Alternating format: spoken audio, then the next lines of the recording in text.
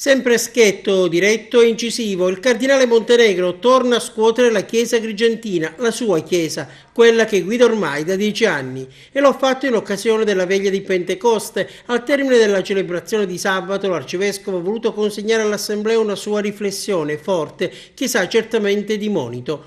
Senza tanti giri di parole, Don Franco ha invocato un maggiore spirito di missione sul territorio per stimolare le comunità che sono troppo sedute e attuonato, incapaci di guardare fuori da esse, di dialogare con le altre realtà e con chi rimane lontano dalle parrocchie. Per la verità non è nuovo a questo tipo di messaggio il cardinale, ma evidentemente ha deciso di tornare a trattare il tema lanciato durante la presentazione del piano pastorale. In quella circostanza si espresse così: bisogna che i cristiani guardino più ai fratelli che stanno fuori dalle loro comunità.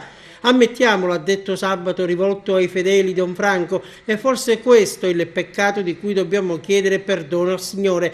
Le nostre comunità sono troppo sedute, ha ripetuto il cardinale, non hanno voglia di guardare fuori, c'è soprattutto la preoccupazione di stare bene tra noi. La fede non serve per farci stare bene, ma per farci stare male, a spingerci fino a quando altrove non arriva la parola del Signore. Siamo contenti delle nostre comunità, continua, ma quanti fratelli mancano e quanti non possono approfittare di questa vita? E non solo perché loro non vengono da noi, ma perché noi non andiamo da loro. Ha osservato ancora Don Franco, che poi ha sottolineato: impariamo a parlare una lingua nuova, comprensibile da tutti, perché tutti scoprano che, nonostante le differenze, a sorreggerci sono la fede e la speranza. Lo spirito, ha concluso Don Franco, ci chiede di parlare la lingua della carità.